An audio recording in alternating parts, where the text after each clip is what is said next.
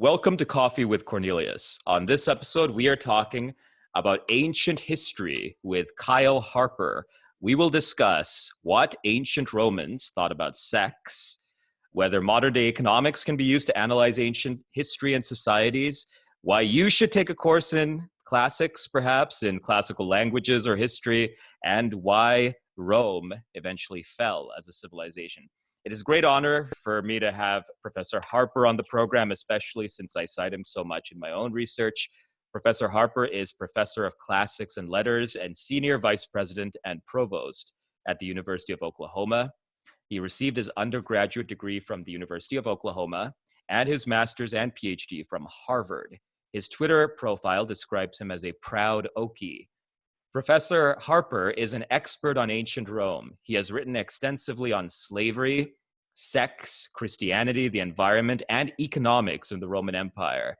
It's very broad. It's very impressive. His latest book, which I have right here with me, is The Fate of Rome from Princeton University Press. Professor Harper, it is a pleasure to have you on. Thanks for having me, Cornelius. So my first question is this. It used to be the case at one point in time that Latin and sometimes Greek were requirements for university entry. In some countries, such as Germany, depending on the program you study, they still are. However, for most students, this is not the case.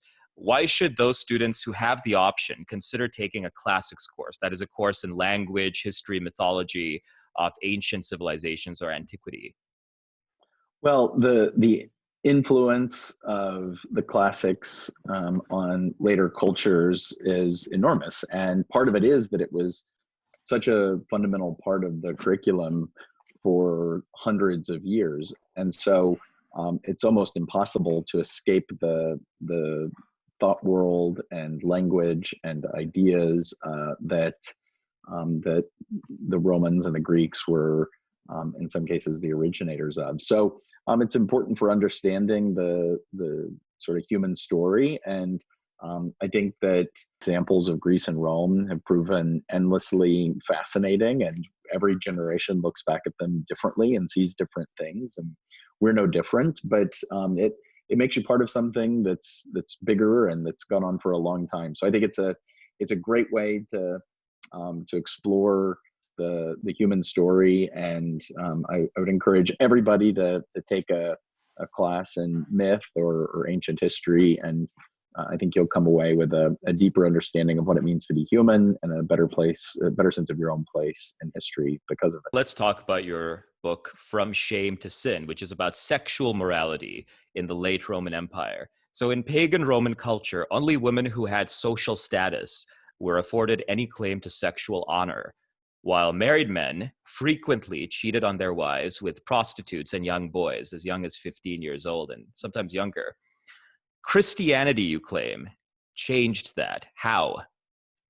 So in the book From Shame to Sin, I am arguing for a big paradigm shift in the logic of sexual morality, from one in which it was utterly dominated by social imperatives and social status, to one in which control of the body and a kind of divine orientation were the grounding logic of the sexual system. So this came out of previous work very much on Roman slavery, and I sort of had. I'm not a historian of sex. I wrote one book about it. I will never do it again. I promise. I live to tell about it.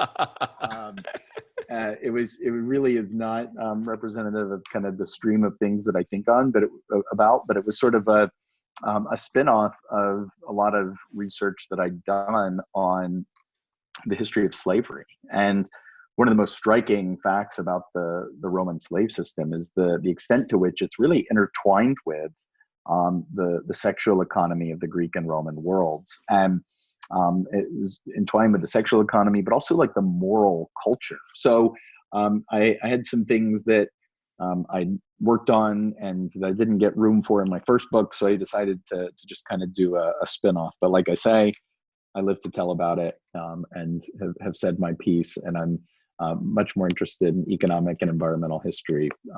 So I moved from from sex to death and disease and how people die, which is a little bit safer as a topic. Just one clarifying question, though. Let's suppose that you were a slave in the Roman Empire. During the time when the pagan morality of the Roman Empire dominated, if you were raped by somebody, let's say a man of status, would that be considered a crime against your person? Would you be considered somebody worthy of justice in that case?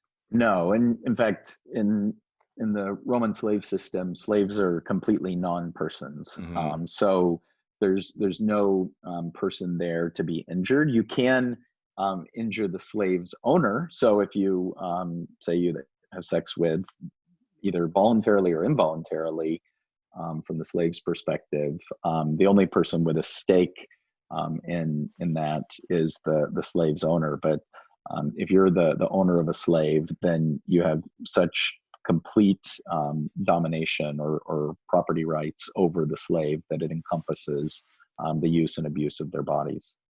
And so Christianity changes these notions of personhood and what types of person can be considered honorable under these systems. You have written also that early Christianity changed ideas about slavery itself. This is apparent in early texts, such as Paul's letter to Philemon, but these texts stop short of outright abolitionism. What was Christianity's position on slaves, early Christianity, and did this position Right. manifest in any material consequences for the slaves themselves? Right. Well, those are huge questions, and I think you've already pointed towards what is a really important pattern, which is that on the one hand, Christianity was different Mhm. and did emphasize the ultimately the dignity of all human beings, and in fact, even though that's not language that comes from the very first centuries of Christianity, in the fourth century, there are church fathers who are using precisely that language, of course, in Greek, but are talking about the dignity even of slaves. And that is a remarkable, I think, watershed in the history of ideas, that you have for the first time people saying slavery is inherently unjust, that it unjustly subjects one person to the property ownership of another, but that's impossible because all human beings are creatures of God who inherently have the image and likeness of God, because they're moral, rational beings who are therefore worthy or dignified. And that language is almost verbatim used by church fathers as early as the fourth century. Unfortunately, it isn't. We don't know how widespread those ideas were, and it doesn't seem to lead to a kind of revolution. So abolitionism as a political movement is very distinctly a product of the 18th century and later. And there's nothing like it galvanized by the rise of Christianity. I do think that there are nonetheless significant, if somewhat marginal, modest improvements to the condition of slaves that are advocated by Christianity in ways that translate. So there are laws that allow manumission in the church. Of course, the Greeks and Romans had practiced manumission, so it's hardly a Christian invention, but it seems to have been something that the church supported and promoted. And certainly the church tried to prevent people from the sexual abuse of slaves, and even in some modest ways to limit the worst excesses of violence used by masters against slaves. So I do think there was some material efforts to change the slave system, but fundamentally the legal rights of a slave owner in their property were never materially infringed, and the slave system continued right on through the Middle Ages, and you had very Christian societies as well as very Islamic societies in parts of the Roman Empire. And unfortunately, it's a practice that's almost continuous at some low level, at least throughout the Middle Ages, right down to the opening of the Atlantic, when, of course, slavery explodes and becomes such a tragic and fundamental part of the early modern world. Right, and slavery was a big part of the ancient economy. So let's talk about ancient economics. There are, roughly speaking, two schools of thought in how to approach ancient economics. And I think that this is a bit of a simplification, but nonetheless, one school of thought is characterized by Moses Finley, who argues that ancient economies were primitive and therefore we cannot use the tools of economics to analyze them. So we can't use things like supply and demand, transaction costs, game theory, oligopoly, and the like. We can't do that. It's better to understand it through the lens of social status and social relations. Contrast this with a scholar like Peter Temin, which is the second school of thought. His book, The Roman Market Economy, argues that the Roman economy very much functioned as a market and can be analyzed using contemporary economic tools. How should scholars of the ancient economy approach the subject? Right. Well, this divide between primitivists or modernists, or what are sometimes called substantivists and formalists, is kind of the perennial debate, and it never goes away. Nobody's ever going to decisively win. In that sense, it's sort of like the Star Wars saga. Somehow, generation after generation, you can have the rebellion and you can have the empire, and you just kind of have to rework the story a little bit.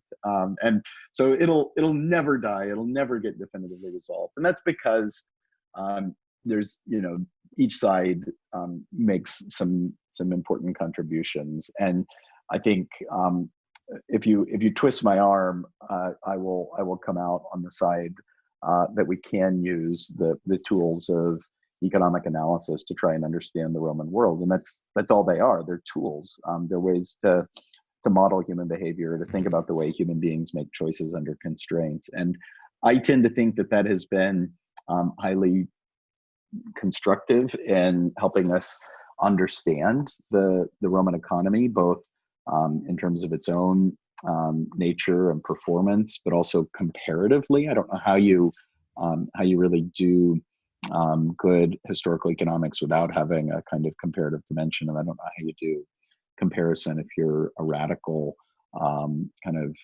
substantivist who doesn't think that we can learn from trying to measure and assess.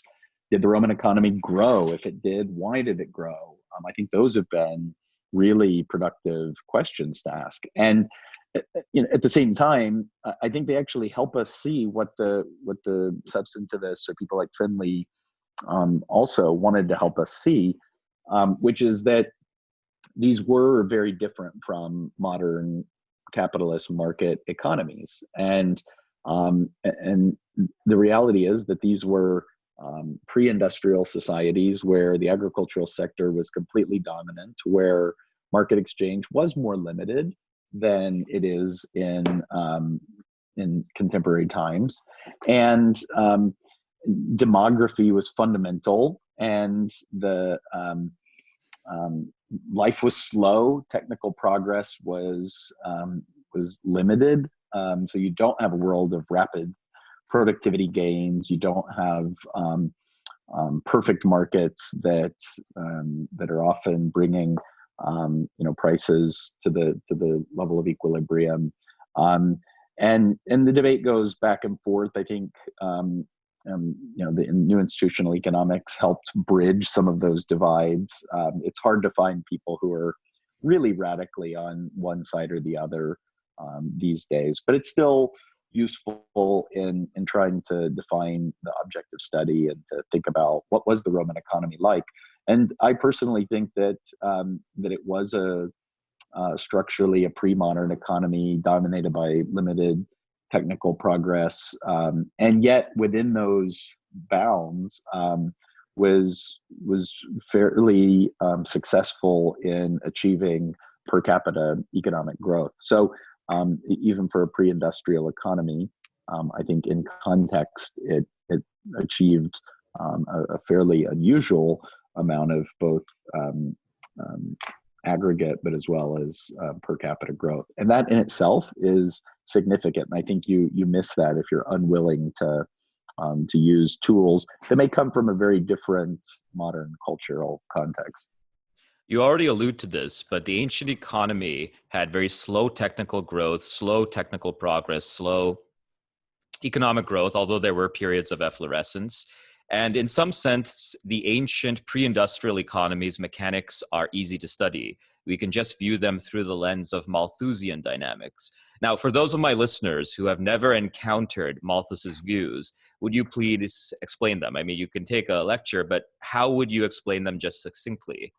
Sure. I mean, so Malthus is a late 18th, early 19th century English thinker who is important for conceptualizing the relationship between population and resource, fundamental carrying capacity or resource dynamics. So put simply, basically intuits the diminishing returns to the products of land and labor. And so as the population grows, which Malthus argues can increase exponentially, then agricultural productivity cannot keep pace, even if it grows, can't keep pace. So this leads to a decline in average well-being, or what we might call real per capita income, that ultimately then has feedback into the population or demographic system itself. He described two big mechanisms, one by which declining income causes people to have decreased fertility. So say if people get poor, they may not be able to get married or have as many kids. Or the more unpleasant one, what he called the positive check, which is that declining incomes lead to increased mortality, whether that's through famine or plague or violence, but that ultimately the amount of death will go up because people are more and more miserable or impoverished. So this is it's an idea that's developed in 18th century England, but it's proven influential for thinking about long run pre-industrial economic history, because there certainly are relationships between population movements and real wages.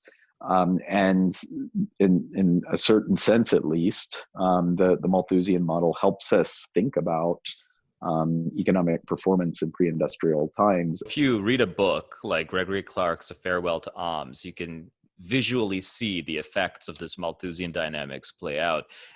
Prior to the Industrial Revolution, there's more or less a flat line of per person income across the world as we measure from various ways. However, the Roman Empire was able to transcend Malthusian dynamics and experience a period of efflorescence, that is, economic prosperity. How was it able to do that? Right. So I think the Malthusian model, it's not an either or. It leads you to look for relationships between per capita agricultural output and the level of population or population movements. And I actually think that's still there, but I think that it doesn't allow for intensive growth. And I think that historically intensive growth was important even in the pre-industrial period, and that it had two basic causes. One is trade, which you can call Smithian growth after Adam Smith, that allows specialization. And we know that this happened in the Roman Empire. There was a huge amount of trade and a certain amount of specialization. And so this caused economic growth. And then what you can think of as technical or Schumpeterian growth, which is intensive growth, increase in productivity that's due to technology. And even in the Roman Empire, we don't necessarily think of the Romans as amazing inventors. And I think that's probably still basically accurate. You know, the Romans don't invent something like gunpowder or the printing press or any of the things that are like really transformational technologies. The Romans are good at concrete, arches. They build pretty big ships. They're good civil engineers, but most of their breakthroughs aren't radical. I think we can appreciate some of the machines, some of the milling devices that they develop, some of the large-scale quasi-industrial production of ceramics. You have to give them some credit, but I still think on balance, There's no major technological breakthrough, but you have some advances, and then you have a lot of technical diffusion. So you have a lot of capital built up in the Roman Empire. You have good property rights, very good financial institutions for an ancient society that allow people to invest and take advantage of what technologies there are. So even though you don't see a ton of intellectual breakthroughs and new kinds of machinery or production devices or ways to harness energy, you do see a lot more stuff, and there's a lot more machines. They're just not as radically different as they might have been by the 16th, 17th century, when you start to get more transformational technical advance. So in the big picture, if you sum up the kind of Smithian and Schumpeterian growth that gains from trade and from technical innovation and diffusion, there is real growth in the Roman Empire. And I think that it is ultimately allows them to achieve both population increase, not only without seeing the level of the real wage per capita go down, but it was still increasing. That doesn't mean that there weren't other factors at play that were diminishing the returns to land. And in the long run, I don't actually think that the Roman Empire was on the brink of the Industrial Revolution. And I think that they couldn't have gone on for another century without seeing some limits to the kind of growth that they were dependent on. But I've done some work on real wages in the Roman Empire and looked very carefully where we have good documents, which is from Roman Egypt, which is, it's a province. This is not the metropole of the empire that's benefiting from taking other people's stuff, which the Romans certainly did. This is the place who is getting their stuff taken. This is a province that's subject to fairly heavy extraction. And when you look at the real wages of unskilled laborers over the very long term in the Roman Empire, there's a definite trend towards growth. And it's not enormous, but over a century and a half arc, when we know the population is growing, you also see the real wage increasing for unskilled laborers. So I think that's a compelling sign of per capita growth in the Roman How Empire. does climate play into this? Well, this is one of the really interesting frontiers, I think, in economic history, is that we're increasingly able to say what the climate was doing. There's still a lot of uncertainty. We could hedge that in forever with caution, but we know increasingly what the climate was doing, at least at some scale and resolution. And the climate is really important in an agricultural economy. So the agrarian sector is far and away the dominant sector of production, and it's highly sensitive to climate variability. So agricultural output will be extremely influenced by precipitation and temperature. And we know this is crystal clear from periods where we have still pre-industrial, but have much better data. So we can look at like the 16th and 17th century in Italy, where we know that the climate was a major driver in agricultural output. And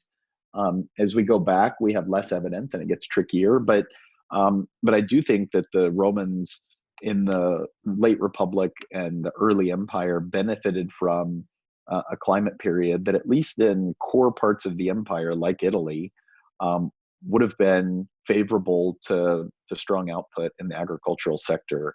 Egypt's climate is very distinct from the Mediterranean climate because it's dependent on the Nile River. But I think even there, the Romans seem to have got fairly lucky, because as best we can reconstruct, and I think there's more work to be done on this, but even the Nile flood that is the basis of agriculture in the Nile Valley seems extremely stable during this kind of period of efflorescence. So there is a turn in ancient history towards reliance on natural archives. You mentioned some of these: environmental data from tree rings and pollen samples, genetic data from corpses, archaeological information from mass burial sites, and so on. This necessitates this necessitates, cross-disciplinary and interdisciplinary work. What challenges does this pose for the historian? Yeah, they're huge ones. I mean, I think high risk, high reward. It's hard because if you're an ancient historian, you probably spent conservatively 10 years of your life holding yourself up in a room or a library somewhere learning Latin and Greek. Just like if you're an economist, you spend a lot of time mastering statistics and programming Yeah. and there's value in that, the deep disciplinary knowledge. But then what's really exciting is when you can combine those deep disciplinary skill sets and knowledge bases to ask new questions and to find different answers. It's very hard. So dendrochronology is very hard, and I have a ton of respect for people who have the expertise to understand in the kind of really masterful level of control that it takes to really understand and read a tree. I cannot read a tree. I don't have any of the tools. And yet somebody who's just looking at a tree ring series, they may have a very good ability to reconstruct a temperature record or a precipitation record. But they can't just go to Wikipedia and download what was happening in that century. You have to find ways to combine those, and so I think it's team science. And unfortunately, sometimes the academic discipline of history can be a little conservative on some of these approaches. Can be daunted either conceptually or methodologically. We're trained to work solo. So most historians are used to single author publishing and don't understand that if there's 6 names on the author line, that it doesn't mean you did, a sixth of the amount of work you would have done. It's a totally different kind of creation of knowledge. And sometimes historians are very concerned about determinism, which is like this big boogey man that doesn't really mean anything.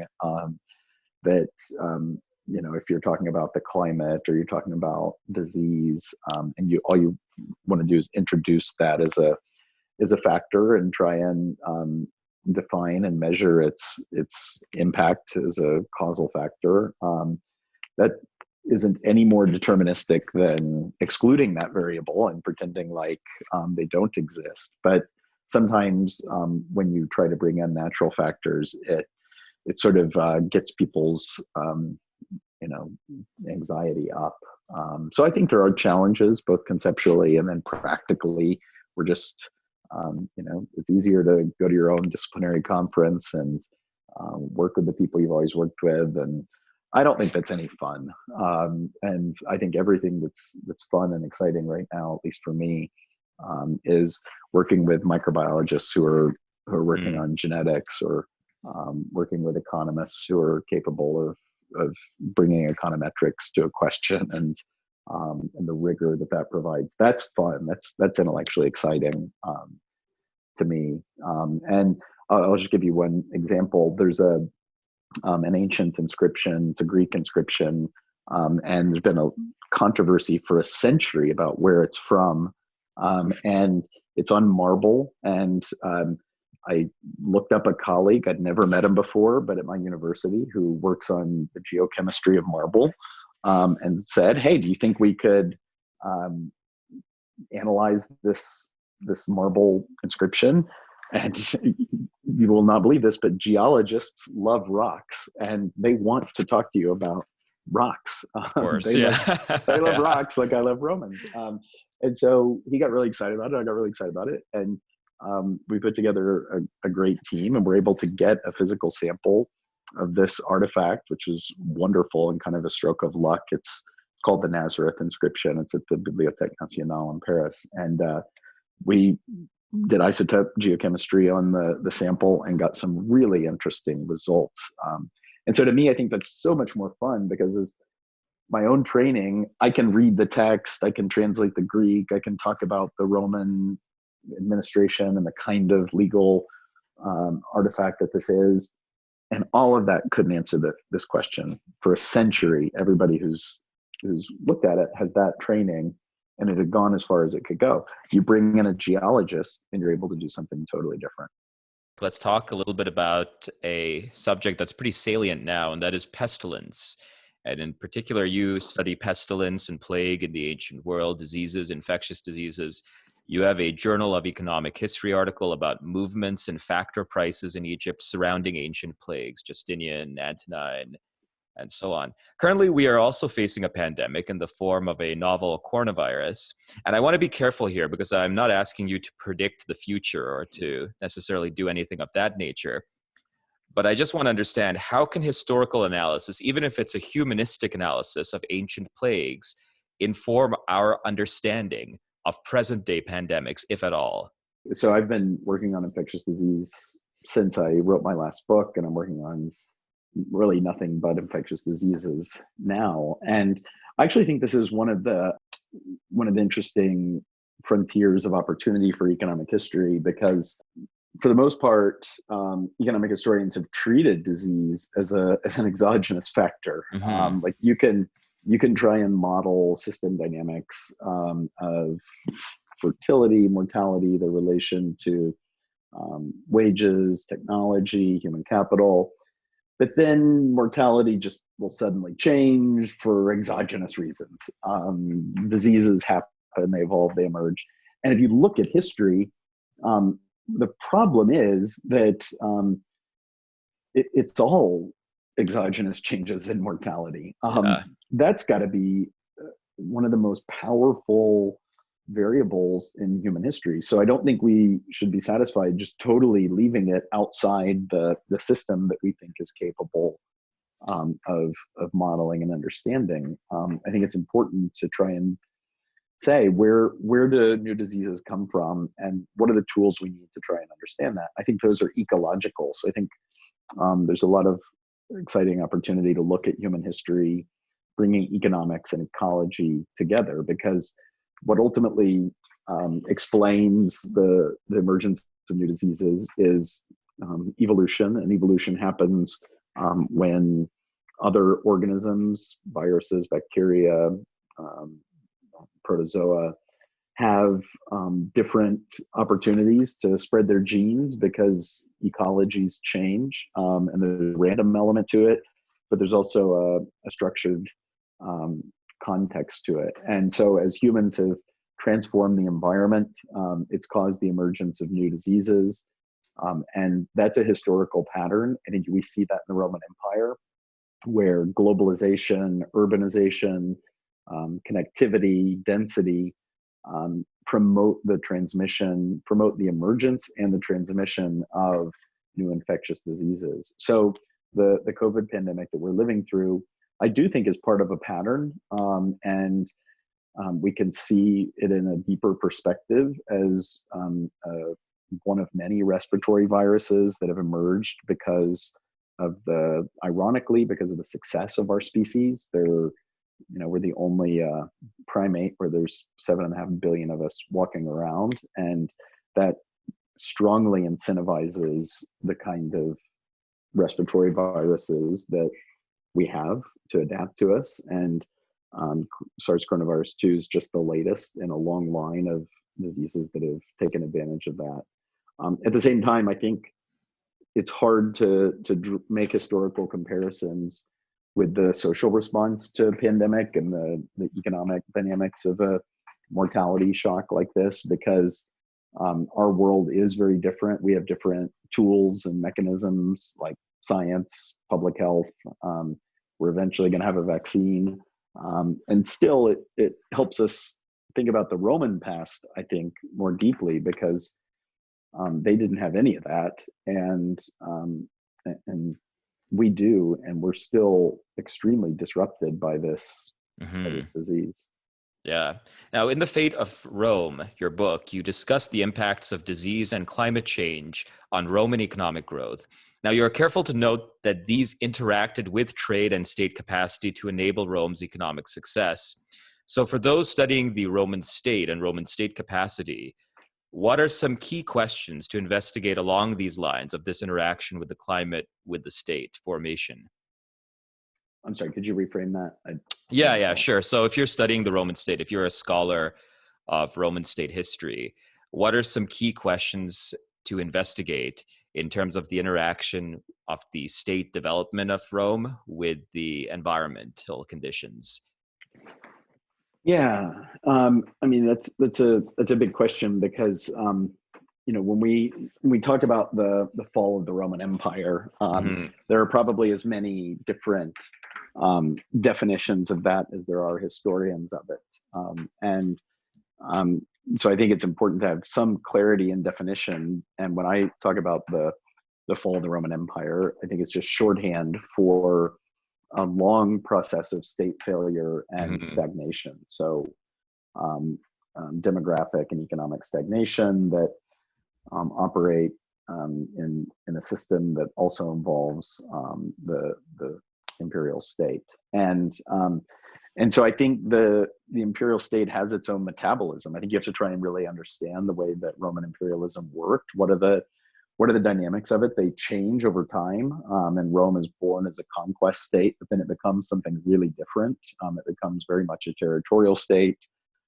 that's trying to defend a really vast territory with a frontier through a fairly massive army that's fed and paid through a system of taxation in a really vast space with fairly limited communications, and you have different sources of power within that imperial apparatus, the emperor himself, but also the Senate, the army, the administration, and so I think we can see that as a kind of system. But to imagine that system is sort of isolated from the demographic system and the economic system and ultimately the environmental system is a mistake. Mm.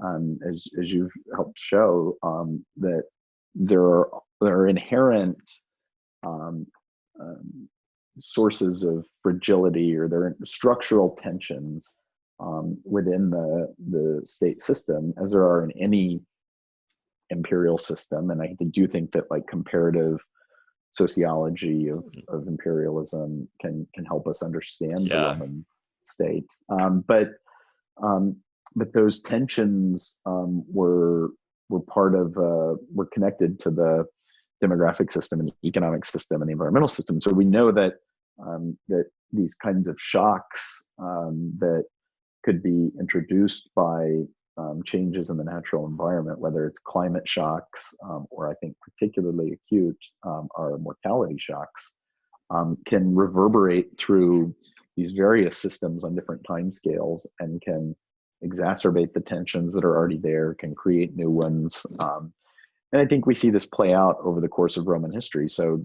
take for instance the crisis of the third century. You can explain that in terms of purely political dynamics, but I think that's a very limited part of the story, or at least it's blind to the reality that this occurs at the same time as climate crises, health crises, and that good history is trying to take proper measure of all of these variables. What advice would you provide to those who are interested in studying ancient history and would potentially like to work in the field? Yeah, I mean, I think I would encourage anyone going into it to try and be interdisciplinary. And I know that I was, very, very lucky to have mentors that were encouraging and supportive of interdisciplinary work, even where sometimes it didn't always work, and you have to be willing to take risks and to make mistakes, to sound silly, to ask goofy questions.